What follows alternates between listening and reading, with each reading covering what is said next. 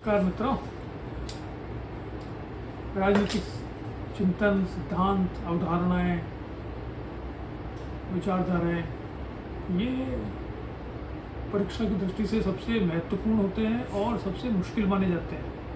लेकिन मेरा मानना है कि ये सबसे इंटरेस्टिंग होते हैं, कम से कम मुझे ऐसा लगता है, क्योंकि जिसका भी माइंड थोड़ा सा दार्शनिक होगा तो उसको ये बातें बहुत अच्छी लगेगी। दार्शनिक अर्थ ये है कि जो ये सोचे कि ये थोड़ा बहुत भी अगर वो सोचता है कुछ साधारण व्यक्ति से अलग होकर, तो उसे ये बहुत अच्छी लगेगी। लेकिन जो समस्या है सबसे बड़ी वो ये है कि जो आपका राजनीतिक सिद्धांत, चिंतन वगैरह है, उसको पढ़ने के लिए क्या किया जाए, क्योंकि जब तक सही किताब या सही शिक्षक ना मिले, ये वास्तव में बहुत ही मुश्किल रहता है। ये लगभग जैसे गणित है, तो गणित बहुत ही शुष्क विषय नज़र आता है, लेकिन अगर अच्छा शिक्षक हो तो गणित को बहुत इंटरेस्टिंग बना देता है। ऐसे ही कोई अच्छा शिक्षक हो या अच्छी पुस्तकें अगर आप पढ़ें तो वो इस राजनीतिक सिद्धांत या चिंतन को बहुत अच्छा बना देते हैं। इसलिए जैसा मैंने दूसरे वीडियोज़ में कहा है कि आपको शुरुआत हमेशा बेसिक से करनी चाहिए। हाँ, सबसे पहले जैसे क्रिकेट में कहा जाता है कि अगर आप खेलते हुए, बैटिंग करते हुए अगर आप जल्दी आउट होने लगो तो उनके जो एक्सपर्ट होते हैं उनको कहते हैं कि गो बैक टू बेसिक्स, यानी वापस से नेट प्रैक्टिस करो और देखो कहाँ पर गलती हो रही है। उसी प्रकार से अगर आप राजनीतिक चिंतन का अध्ययन करना चाहते हैं तो जो बेसिक बुक्स हैं उनका अध्ययन करना चाहिए सबसे पहले। फिर आप और बहुत सी बातें कर सकते हैं, नोट्स पढ़ सकते हैं, रटने का काम भी कर सकते हैं वगैरह, लेकिन पहले बेसिक्स बुक्स पढ़ें जिससे कि आपको थोड़ी जो स्पष्टता सामने आए। तो पॉलिटिकल थॉट पढ़ने के लिए अब समस्या ये है कि हिंदी में कोई बेसिक बुक्स ऐसी होती नहीं है।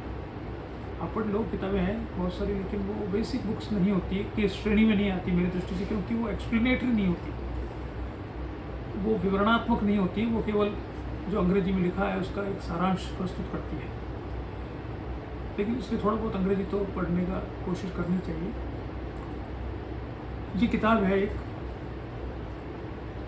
C.L. वेपर की पुस्तक है, political thought, teach your self political thought. ये टीच योर सेल्फ की एक सीरीज़ है, टीच योर सेल्फ बुक्स।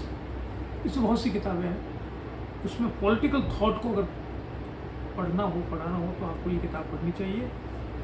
ये राजनीतिक सिद्धांत में अगर आप हिंदी में पढ़ना चाहते हैं तो M.Q. सिबली की किताब हिंदी में अवेलेबल है, P.D. शर्मा साहब ने इसका अनुवाद किया है। इसका कोई अनुवाद मेरे ख्याल से नहीं है, लेकिन अंग्रेजी में पढ़ने की का प्रयास करें तो इसमें ये बहुत अच्छी किताब है। ये सिर्फ 5 चैप्टर हैं इसमें, 1954 में सबसे पहले आई थी ये। और इन 5 चैप्टर्स में उन्होंने उसने ये माना है कि राजनीतिक चिंतन राज्य से संबंधित चिंतन है और राज्य के बारे में 2000 वर्षों में कैसे कैसे परिवर्तन हुआ है लोगों के विचारों में, उसका संकलन है।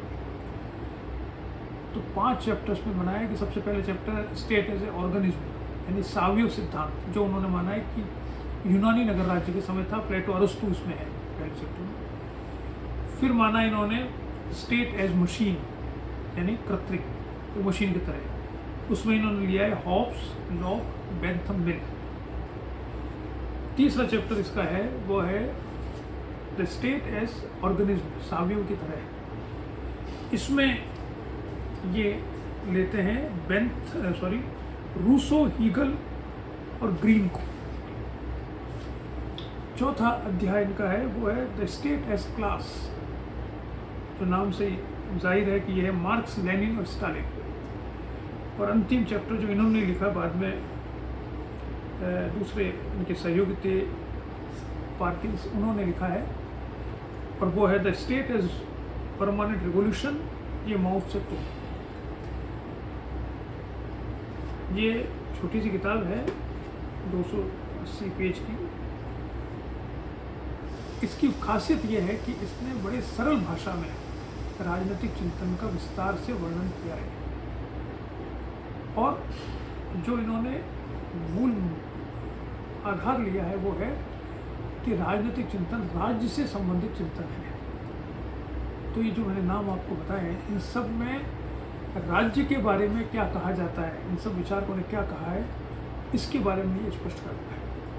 तो मेरा सुझाव है कि अगर संभव हो तो इस पुस्तक का अध्ययन जरूर करें। अगर अंग्रेजी में बहुत ही हाथ तंग है तो कोई बात नहीं, मैं अपने वीडियोज़ में तो इसके बारे में बात करूँगा ही। हिंदी में जो इसमें महत्वपूर्ण बातें हैं वो मैं अपने व्याख्यान में शामिल करता ही हूँ और करूँगा, लेकिन अगर हो सके तो इस किताब को पढ़ना चाहिए। नमस्कार।